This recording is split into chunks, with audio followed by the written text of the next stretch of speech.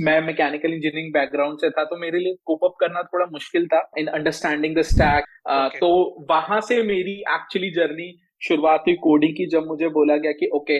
But right now as you are in UK, so एकदम से Infosys India से UK. आप भी उस स्टेट में हैं, तो आपको भी पता होगा कि आपकी छोटी भी गलती can cause a big damage to your project and all. जैसे हमारे इंडिया में क्या होता है, you basically your your definition of interview is कि आपका एक टेक्निकल इंटरव्यू होगा, बट यहाँ पे सिनारियो पूरा ही डिफरेंट है। क्योंकि मुझे जॉब के लिए कॉल बहुत सारी आते थे, लेकिन जब मैं उनको ये बताता कि I require a sponsorship, they would deny. Yeah, hi everyone. Welcome back to my channel. Today we have a very special guest जिनको मैं जानता हूँ, जो उन्होंने अपने करियर में काफी अच्छा ग्रो किया है in a very short span of time. और काफी लोगों को एक पाथवे मिलेगा किस तरह से ऋषभ ने, जो हमारे गेस्ट हैं, उन्होंने किस अपना ओवरऑल जर्नी की है। So hi Rishabh, how are you doing today? Hi, hi, hi, Ubin. I'm doing great. How about you? Yeah, I'm good as well. Thank you for giving your time. तो Rishabh, can you just give a brief, अभी आपका क्या role है, कहाँ पे आप job कर रहे हो?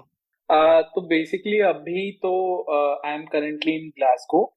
Glasgow is a part of UK only, but a different country, Scotland में। तो it's called kind of IT hub within whole of UK, that's what I understand. तो बेसिकली अभी करेक्ट। मैं ग्लासगो में हूँ, और मैं जेपी मॉर्गन के लिए as a senior associate developer काम कर रहा हूँ। Okay. Roles and responsibilities, it's in general it's a more of a role where मुझे डे टू डे में अपनी कोडिंग करनी होती है। वो coding is not just limited to back end, but the front end as well. उसके साथ साथ there are stuffs related to planning and architecture and all those stuff. तो ये ही डे टू डे एक्टिविटीज हैं जो बेसिकली अभी I am pursuing as of now. That's nice. So Rishabh, क्योंकि आपकी स्टोरी इतनी लंबी है और इतनी इंस्पायरिंग है, तो let's start from where you started your career. Obviously I think आप रिसेंटली यूके मूव हुए हो, राइट? बट उसके पहले आपका करियर यूके तो स्टार्ट नहीं हुआ था, it was started back in India. तो what was your base, like what was your education, and where did you start your career from? Mechanical engineering से मैंने पहली बार बीटेक की थी, which is oh, quite different to different, me ya. Fitting into this role. But since मैंने mechanical engineering की, उसके बाद I obviously like all other people, I tried for jobs, but since I already had a campus selection which was at Infosys, so hmm. after giving a good try at other companies, uh, जो Infosys, I think it kind of clicked me, ऐसा लोगों से सुना था। I had no idea on this thing, और कुछ पता भी नहीं था, ऑब्वियस सी बात है, बिकॉज मेरा family background is not from IT. All hmm. Are from civil services और something like that into government jobs and all. So hmm. मेरे लिए I was the first person who kind of went into dimension. और उसमें भी then I joined Infosys to be started as a system engineer training. मैंने join किया था मैसूर में, जहाँ पे we had like 3 or 4 months of training. And to okay. Be obvious, मैं मैकेनिकल इंजीनियरिंग बैकग्राउंड से था, तो मेरे लिए कोप अप करना थोड़ा मुश्किल था इनिशियल इनिशियल दिनों में, right. in understanding the stack and everything.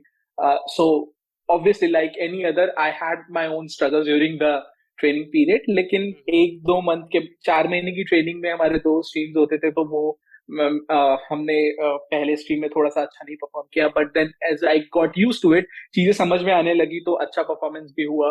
And then हमारा बेसिकली ट्रेनिंग के बाद you have to kind of, Infosys का ऐसा रूल है कि वो भेजते हैं, डिप्लॉय करते हैं अपने ट्रेनीज को टू डिफरेंट लोकेशंस। तो मुझे पुणे लोकेशन मिला था, तो मैं पुणे लोकेशन में दैट्स आया। दैट्स फिर नाइस। मैं वहां पे आके मैंने एक टेलीकॉम के लिए, जैसे हम दोनों साथ में ही काम करते थे, तो टेलीकॉम कंपनी के लिए वहाँ एक क्लाइंट थी, तो उसके लिए काम करते थे। तो आपने इन्फोसिस ज्वाइन किया, so what was your role initially in Infosys? Did you like did they make any difference because you were from a different field, and उसके वजह से आपके कुछ तो उसके बारे में थोड़ा बताइए, how did you start?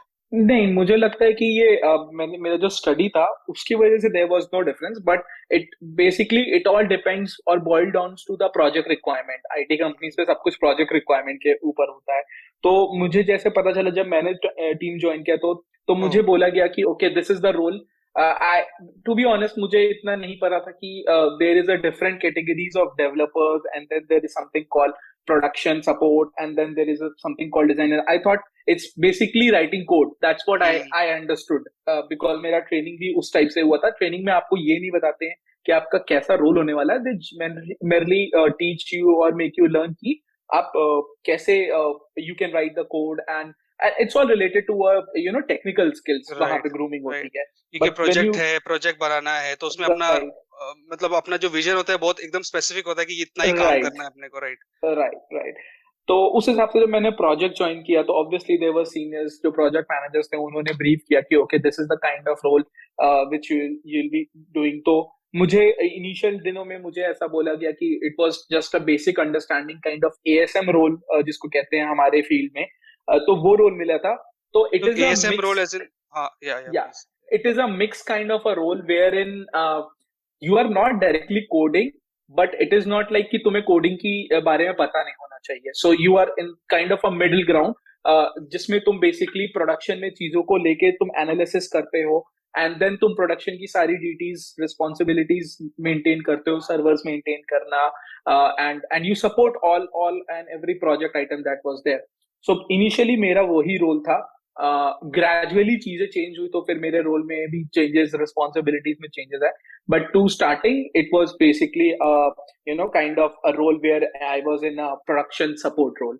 So that was okay. My initial phase.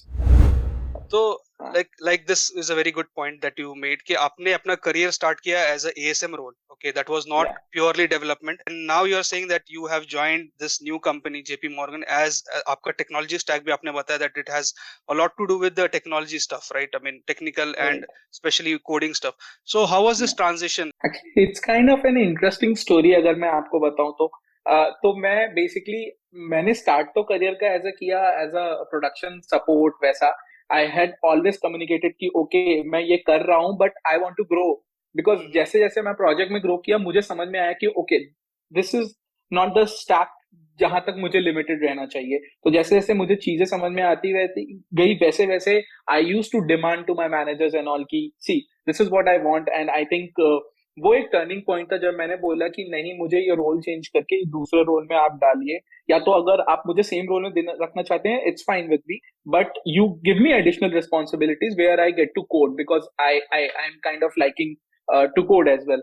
तो वो वो एक ट्रांजिशन फेज था. फिर मैंने एक मुझे सबसे पहले जो मिला मैंने जो छोटे छोटे जावा के प्रोजेक्ट्स करना स्टार्ट किए जो इंटरनल थे. बट बिकॉज हम बहुत अच्छे माइग्रेशन फेज से गुजर रहे थे तो फिर एक बहुत ही ट्रिकी एक प्रोजेक्ट आया था बीच में जिसके लिए बेसिकली हमारे प्रोजेक्ट में there was no front end developers as such. Okay. तो वहां से मेरी एक्चुअली जर्नी शुरुआत हुई कोडिंग की जब मुझे बोला गया कि ओके मैंने बोला कि मैं करूंगा.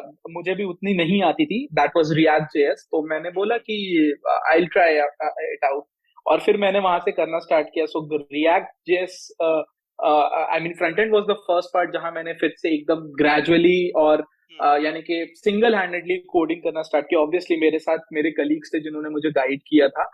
इट वाज नॉट कि मैं खुद कर रहा था but as a coding part मैं खुद वहां से कोडिंग करना स्टार्ट किया. फिर लोगों को समझ में आया कि okay obviously he is doing well. So they started shouldering more responsibilities on to me. फिर उसके बाद मैं जावा भी काफी क्योंकि जावा में ही मेरी ट्रेनिंग हुई थी तो जावा मुझे आती ही थी. ठीक ठाक आती थी बट जो एक ट्रांजिशन था चीजों को सीखने का वो उसके थ्रू हुआ. फिर एक ग्रेजुअली एक पीरियड आया जब लोगों को लगा कि yes this person is reliable. तो मुझे और चीजें देने लगे तो मेरा काम अच्छा होता गया.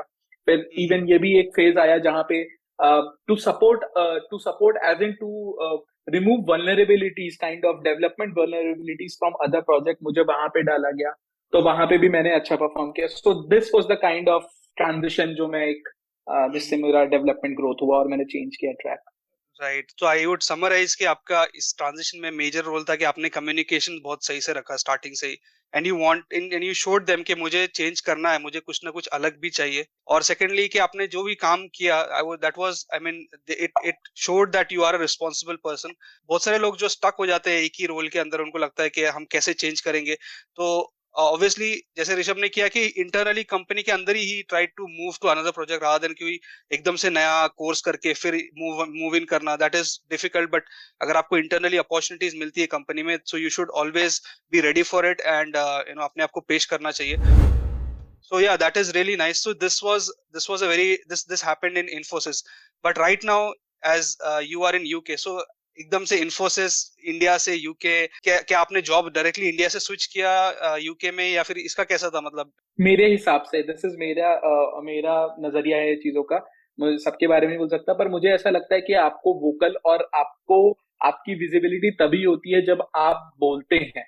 तो मेरे हिसाब से आपको बोलना बहुत जरूरी है। आप थोड़ा ही काम करें, लेकिन आप बताइए कि आपने काम किया। अगर आप नहीं बताएंगे तो आप शायद पीछे रह जाएंगे।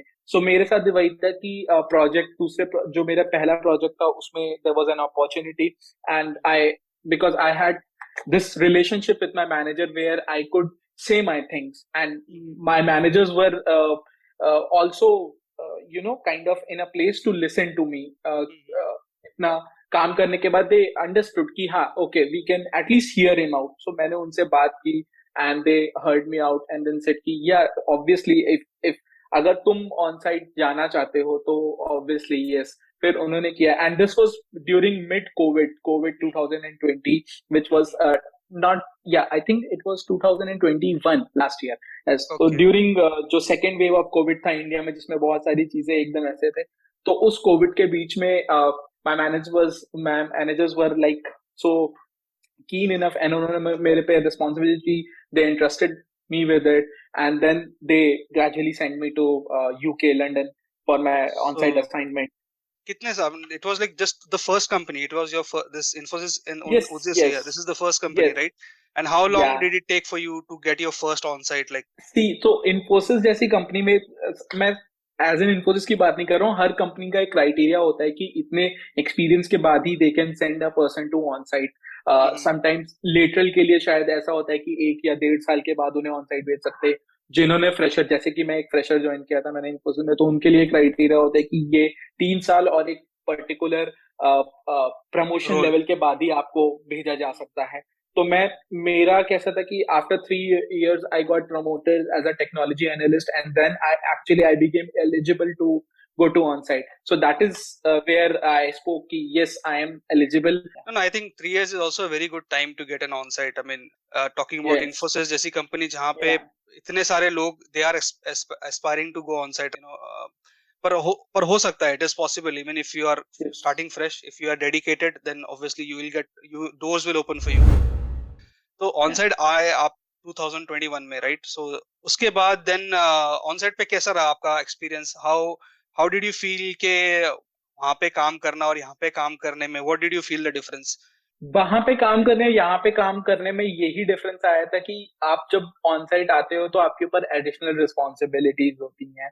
क्लाइंट आपको तब ज्यादा जान रहा होता है बिकॉज बहुत लिमिटेड लोग ही ऑन साइट आते हैं, तो क्लाइंट के पास भी ज्यादा विजिबिलिटी होती है, और आपकी एक छोटी या बड़ी गलती कैन कॉज डैमेज टू आप भी उस स्टेट में हैं तो आपको भी पता होगा कि आपकी छोटी भी गलती can cause a big damage to your project and all.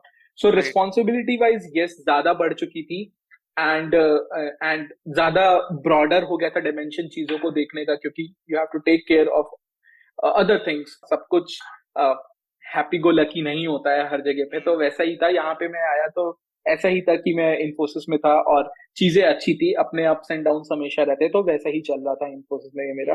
तो ग्रेजुअली फिर मुझे लगा कि अपने अपने आप को थोड़ा और देखना चाहिए, क्या मैं कहीं और भी फिट हो सकता हूँ, या मेरी जो यूटिलिटी है या मेरी जो लर्निंग है उसको मैं कहीं और इम्प्लीमेंट कर सकता हूँ। तो that's when I actually kind of started to look for a job change.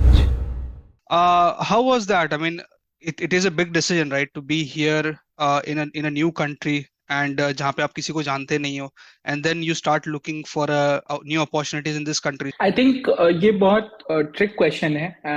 मतलब ये सीधे कहना कि बहुत इजी है, इट्स नॉट ट्रू, बट ये भी हम नहीं कह सकते कि बहुत टफ है। मुझे जो मेरा जॉब चेंज था, आई थिंक ये बहुत स्ट्रैटेजिकली था। आई mean it was kind of a good planning behind it, I would say.